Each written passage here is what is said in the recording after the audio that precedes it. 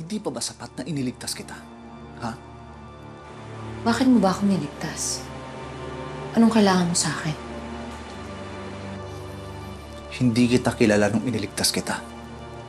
At wala akong kailangan sa'yo. Masama ba kung magligtas ako ng isang nangangailangan na tao?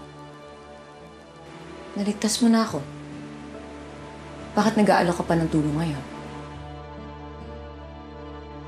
Kilala mo na ako.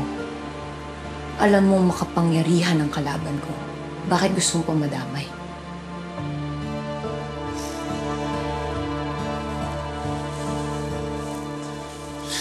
Maraming pinagdaanan sa buhay ang nanay ko.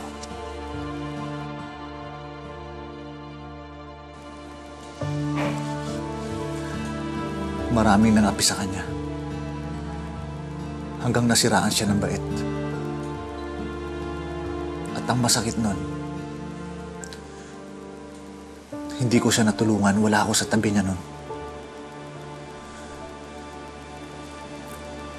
Kaya nung nakita kita, parang nakita ko ang nanay ko sa'yo. At yung tulong na dapat itutulong para sa kanya, itinulong ko sa'yo.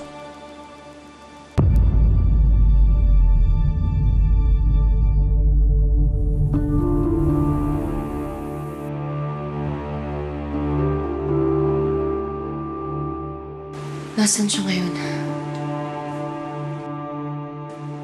Nasaan yung nanay mo?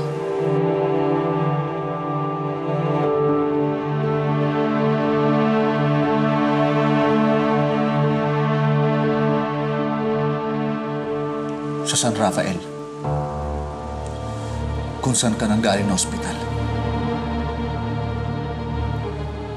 San Rafael? Nasaan anak ko? Nasaan si Elias? Elias, iniwan mo ba ako? Kailangan ka ni nanay! Bakit mo kami iniwan, Javier? Sumagot ka! Javier Buen Camino!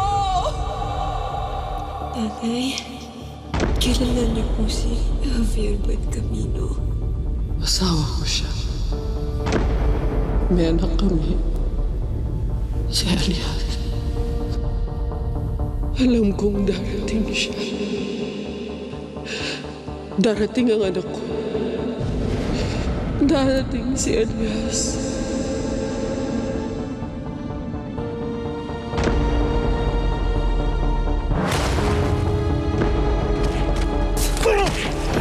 Miss, ako si Elias.